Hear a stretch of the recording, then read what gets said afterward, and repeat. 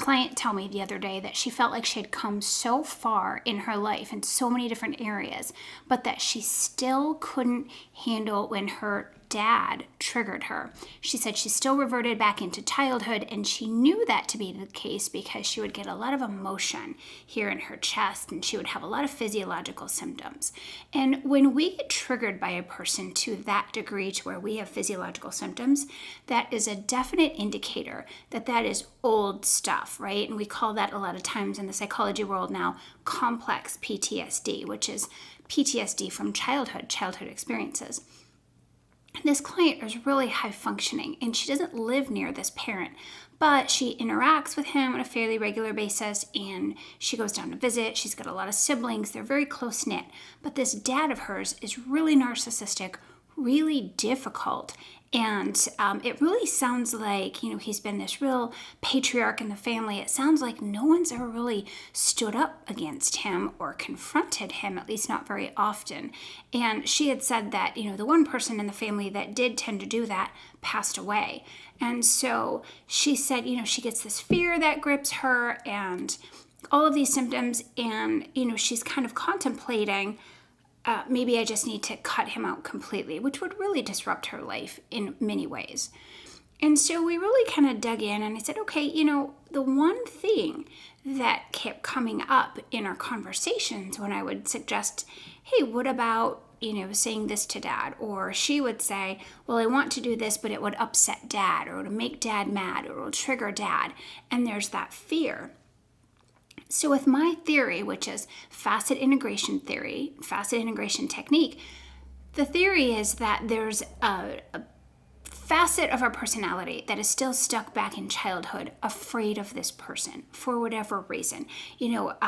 When we have trauma early on, in my theory, there's a part of our development, a part of our personality that gets stunted at, different ages. Even though the rest of us, grows up, or chronologically we age, there are parts of us that will still stay stuck in time, and they're not able to mature. So when those parts of the personality come out or present themselves, they don't handle things well. They often have fear, anger, rebellion, horrible grief and sadness, depression, maybe suicidal ideation, all kinds of things will come out.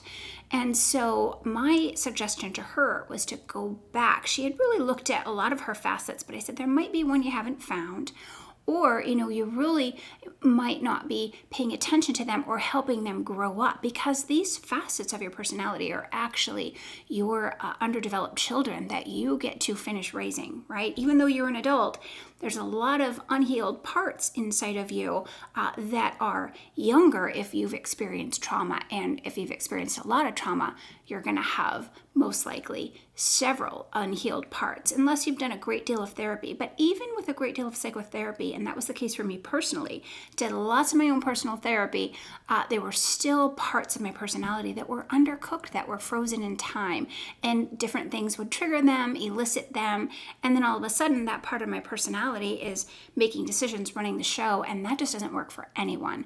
So what I shared with her is, part of going back and identifying these parts that are afraid, we have to grow them up. Part of adolescence is confronting our parents, right? That's when we start to realize our parents aren't perfect, and we confront them. And a lot of times in adolescence, we confront them by rebelling, right? We'll say we'll do something and then we just don't do it, or we argue with them incessantly. A lot of times, if we're in a dysfunctional situation, we will just become passive or passive aggressive, and we won't confront them. And that really spells disaster down the road, okay? Because we'll grow up, and then sometimes we'll find ourselves married to somebody just like that parent, so that we can complete that process. We can confront them, set boundaries with them, because that's really what it takes to deal with difficult people, narcissistic people, is we have to confront, we have to say, what you're doing is not okay, and then we have to set the boundary. Now, she was telling me about another family member who would hold things in and then just explode on this difficult family member. And that's really not healthy either, because what that's doing is that's saying, okay, I'm not going to confront or set a boundary until things get so awful, and then I'll confront you viciously. But then I'm going to go back into my shell and I'm not going to set a boundary. And so there again, that person will continue to abuse you, manipulate you, fill in the blanks, because you've never set that boundary. So real healing is about confronting, even if it's difficult, and we can confront calmly, rationally, with forethought, with compassion, but we still confront. And then setting the boundary. That's the important next step. And not only setting the boundary, but enforcing the boundary. Because when you're dealing with a narcissist or difficult people, they will step on your boundaries over and over and over again. I'll give you a quick personal example. When my mom was alive, she would call or I would call, and inevitably she would always complain about one of my sisters. And I kept saying to her over and over again, Mom, I'm not going to have this conversation. As soon as you start complaining about one of my sisters, I'm going to end the call. And I would ask her to stop. She wouldn't stop. And so eventually I just said, okay, goodbye, click.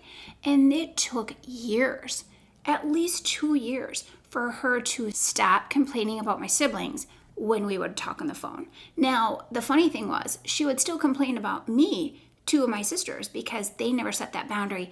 They didn't confront her. But she started, eventually she learned that she couldn't do it with me. I would just hang up the phone. And again, it was because I was growing and maturing, and it was like, I've got to enforce this boundary, even though it's exhausting, even though, she's driving me nuts.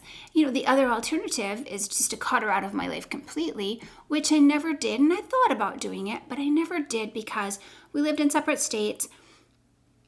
As the conversations got more and more difficult, what I would do is just write letters. I would write letters to her. This way I could just say all kinds of positive things, tell her about my life, what have you, and it wouldn't get into that back and forth. And, she didn't love it, but that was what I had to reasonably give.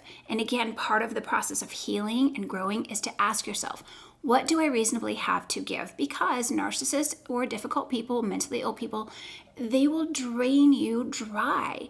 On purpose, not on purpose, doesn't really matter. They will drain the life force out of you. And so we have to, if we love ourselves, if we care about ourselves, we have to put a stop to that process. And we can do it graciously, okay? So when she said, she gets that reaction, yeah, and so she gets that reaction, that fear, that fight or flight, that nervous system really getting activated, right? And then so she retreats. And so what has to happen is we've got to push through even though it's uncomfortable, even though our heart's going to be pounding, even though we might cry, even though our voice trembles, we push through the confrontation. And then when we get to the other side, we go, okay, wow, I didn't die. I might have even had tremendous anxiety, but I didn't die. Here I am. And it gets easier and easier and easier each time we confront. Now, sometimes the person is just so toxic that you do have to cut them out of your life. And that's a whole different conversation, but one we will have. And, there's value in that. Sometimes there really is value in completely cutting a person out of your life. However, if you haven't told them why, it's really important to tell them why. Here is why I'm cutting you out. And, I've set a boundary with you. You haven't respected the boundary. This is not a healthy relationship for me anymore. If we just run away and cut the person out of our life, we are not going to be over the situation. We will relive that situation over and over again with somebody else in our life. It could be a spouse, it could be a boss, it could be a sibling. Until we really decide we're going to face the dragon, you've got to face the dragon. That is a rite of passage for everyone. Face it, confront, set the boundary, and then, along when you're ready comes forgiveness later on. That's a whole different video we'll dive into because that is a long, for most of us, arduous process, but again, necessary for healing and necessary for not passing on your trauma and your baggage to your children and your grandchildren. We don't want to leave a legacy of dysfunction, right? We want to be the cycle breakers. Keyword, cycle breaker. So, hope this was helpful, guys. If it was, please click below, like, share, and subscribe. And check out Uncaged. It really is a game changer in facing, all of those demons and dragons in your life, figuring out where you need to grow and mature, figuring out all the different facets of you that need to be seen, that need to be loved, that need to be nurtured, that were neglected, that were abused. They're still living on inside of you guys. So, as always, hug yourself from me, and we will see you next time.